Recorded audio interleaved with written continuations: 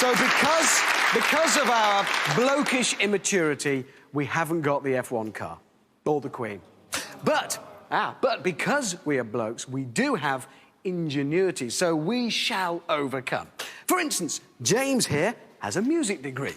So, James, if you would please take it away. Sounding good. Excellent. OK, here we go.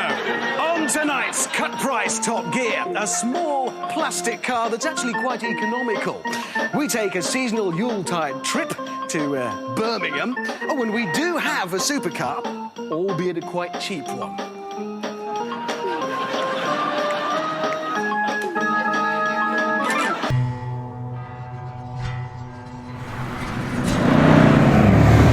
There was a film called Rendezvous, made in the 1960s, when someone tried to cross Paris in 9 minutes. Well, now it was time to put that 16-cylinder engine in race mode and make an homage to that.